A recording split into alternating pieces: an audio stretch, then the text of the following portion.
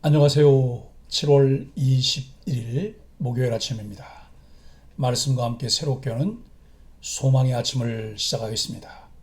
호라티우스 본화는 인간에게 필요한 것은 견해가 아니라 진리요, 종교가 아니라 하나님이시다 라고 이야기합니다.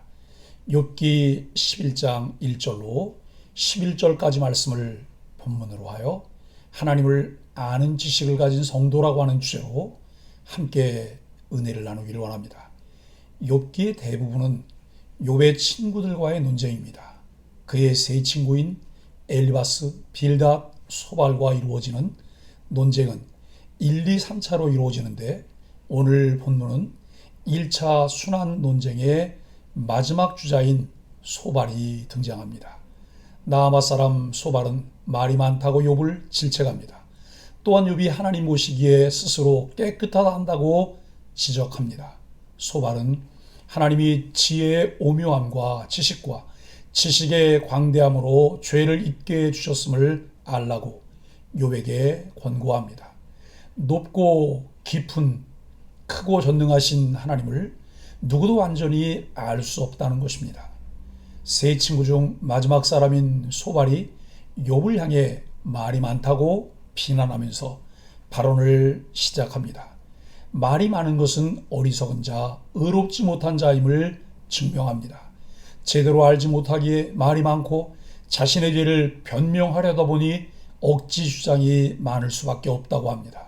소발은 욥의 절규와 탄식을 자랑하는 말과 다른 일을 비우는 말로 인식합니다. 그렇기 때문에 욥에게 자신의 분수를 알도록 가르침을 주고자 합니다. 그는 먼저 욥이 자신의 돈은 정결하고 주께서 보시기에 깨끗하다고 주장하는 내용의 이의를 제기합니다. 욥은 하나님을 이해할 수 없는 분으로 묘사했지만 친구들은 욥을 이해할 수 없는 자로 규정합니다. 친구들의 관점에서 욥은 죄인입니다. 그것은 욥이 당하고 있는 징계로 명확히 드러났습니다. 이에 소발은 욥을 다그칩니다. 하나님의 지혜와 지식은 광대하시고 하나님은 무엇이든 하실 수 있는 전지전능하신 분입니다. 하나님은 욥이 주장하는 것처럼 잘못된 판단이나 실수를 하는 분이 아니십니다. 따라서 욥이 당하는 고난은 그가 지은 죄 때문입니다. 그나마 욥이 아직 살아 숨쉬는 것은 하나님이 욥이 행한 범죄에 비해 약한 징계를 내리셨기 때문이라고 말합니다. 하나님이 어떤 분인지 알게 된다면 욥도 깨닫게 될 것입니다. 하나님의 지혜와 능력은 욥이 측정할 수 없는 수준을 초월합니다. 하나님의 오묘하심은 하늘보다 높고 스올보다 깊고 땅보다 길고 바다보다 넓습니다. 따라서 얄팍한 지식으로 하나님에 대해 안다고 함부로 말해서는 안 됩니다. 하나님이 악인을 가두시고 재판을 여신다면 어느 누구도 재판에서 벗어날 수 없습니다. 욥이 하나님의 징계에 대해 억울함을 주장하지만 하나님은 악인들을 샅샅이 살피셔서 그들을 심판하시고 징계하시는 분이십니다.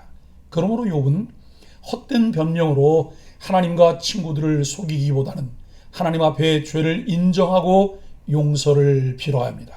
이것이 소발의 주장입니다. 영적 무지로 죄에 빠진 인생은 하나님을 아는 지식을 소유함으로 잃어버린 하나님의 영상을 회복하며 하나님과의 친밀한 교제를 통한 은혜를 누리게 됩니다. 세상 사람들에게는 보이지 않는 하나님의 존재를 믿는다는 것이 어리석기 짝이 없어 보입니다. 보이지 않는 하나님을 아는 지식이 없어 멸망하게 된 인생의 운명을 깨닫고 하나님을 아는 지식을 소유하게 된 것에 감사하며 영적 지식을 받은 자로서의 사명을 다해야 합니다. 1절로 3절은 하나님을 아는 지식을 상실한 인간입니다. 소발은 인간이 하나님의 광대하심을 인지할 수 없다고 말합니다. 하나님이 세상을 창조하셨을 때에는 사람이 하나님을 인식할 수 있었습니다. 아담과 하와는 하나님의 존재를 분명히 알았고 하나님과 자연스럽게 대화하며 교제할 수 있었습니다. 그러나 그들이 언약을 어기고 사탄의 꾀임에 빠져 타락하여 에덴 동산에서 쫓겨난 후로 하나님을 아는 지식도 상실하게 되었습니다. 하나님을 아는 지식이 없다는 것은 곧 자신의 존재에 대해서도 알 수 없음을 의미합니다.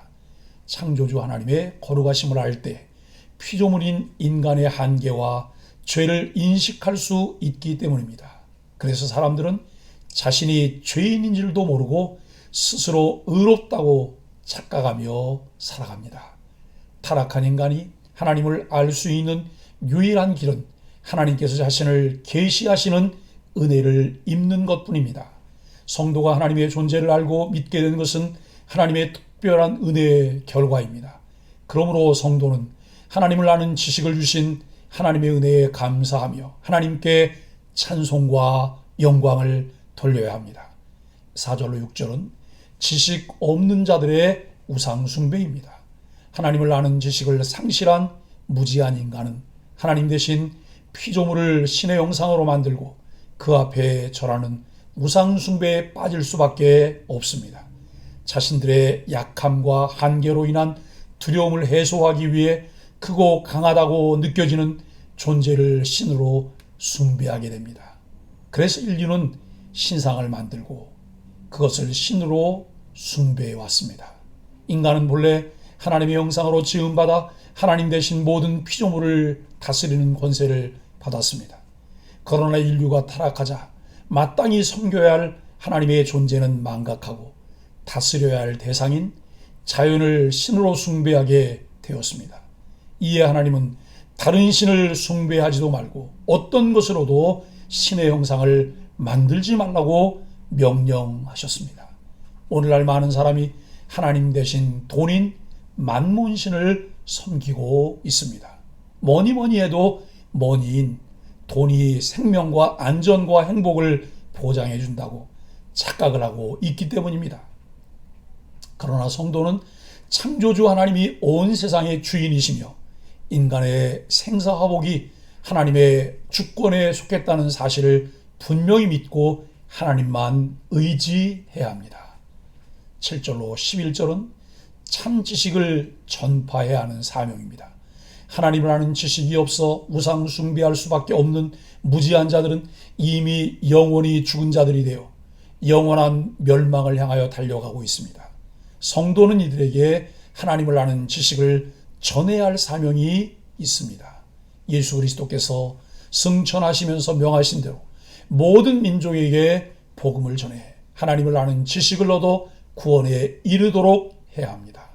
하나님께서 우리에게 하나님을 아는 지식을 주신 것은 우리를 구원하실 뿐 아니라 하나님을 모르는 영혼들도 구하게 하기 위함입니다. 하나님은 세상 모든 사람이 하나님을 알고 구원에 이르기를 원하십니다. 그러므로 성도는 하나님을 아는 지식에 충만하여 하나님을 사랑하고 섬기는 삶을 살 뿐만 아니라 이 지식을 전파하여 많은 사람을 구원하는 사명을 충실히 감당해야 합니다. 사랑하는 소망의 가족 여러분, 엘리바스, 빌닷, 소발렉에서 발견할 수 있는 공통점이 무엇인지를 발견합니다. 인과 율에 근거한 행위화복이라는 일반론적인 관점에서 그것이 옳다는 사실입니다. 그러나 그들이 놓치고 있는 것은 욥의 문제는 죄로 인한 문제가 아니라는 것입니다. 특별한 경우인데 그것을 알 수 없는 그의 세 친구들은 자신들이 갖고 있는 공식이라는 프레임을 씌워 욥을 괴롭게 합니다. 소발이 이런 못은 역설의 논리에서 빙빙 돌고 있을 때 욥은 여전히 고통 가운데 있었다는 사실에 주목해야 합니다. 우리들이 알고 있는 지식으로 말만 내세우지 말고 삶으로 체험한 하나님을 아는 지식에 따라 하나님을 경외하는 지혜로 사람들을 도와야 합니다. 하나님을 아는 것이 지혜의 근본임을 깨달아 하나님의 성품을 닮아가며 온전함을 향해 달려가는 소망의 가족들이 되시기를 예수 그리스도의 이름으로 간절히 축복합니다. 함께 기도하겠습니다. 환난 중에 탄식하는 욥의 말을 반박하며 그를 더 큰 고통에 빠뜨린 소발을 반면교사로 삼기 원합니다. 고난당한 사람이 힘들어서 터뜨리는 푸념을 듣고 하나님을 변호하겠다는 자기 의에 빠져 경솔하게 나서지 않게 하여 주옵소서. 칼 같은 말로 남을 공격하지 않도록 우리들의 혀를 지켜 주옵소서. 예수님의 이름으로 간절히 기도합니다. 아멘.